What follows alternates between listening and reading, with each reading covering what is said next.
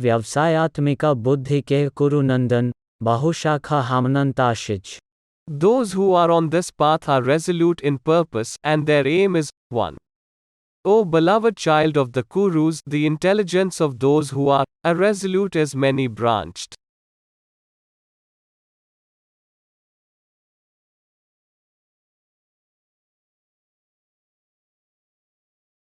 Jai Shri Krishna.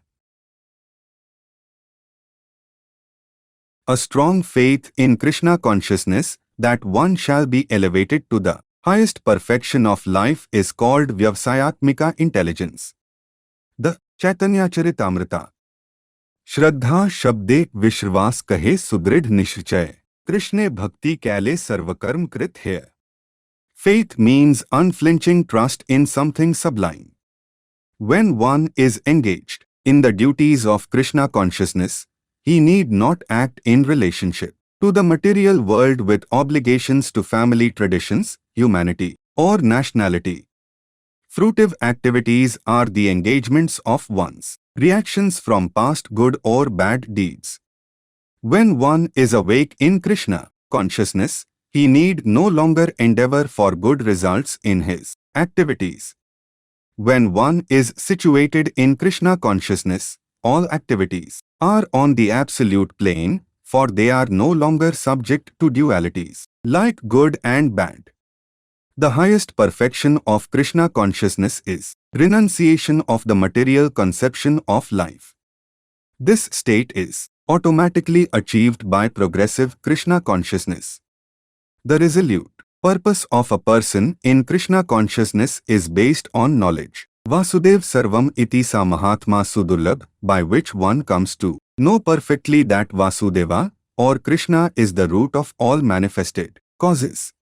As water on the root of a tree is automatically distributed to the leaves and branches, in Krishna consciousness one can render the highest service to everyone, namely self, family, society, country, humanity, etc.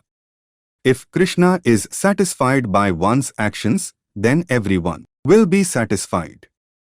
Service in Krishna consciousness is, however, best practiced under the able guidance of a spiritual master who is a bona fide representative of Krishna, who knows the nature of the student and who can guide him to act in Krishna consciousness. As such, to be well versed in Krishna consciousness, one has to act firmly and obey the representative of Krishna, and one should accept the instruction of the bona fide spiritual master as one's mission in life. Srila Viswanatha Chakravarti Thakura instructs us in his famous prayers for the spiritual master as follows. Yasya prasadad bhagvat prasado yasya prasadan gatih kutopi dhyayan stuvanstasya yashastri sandhaya vande guroha Shri Charnarvindam.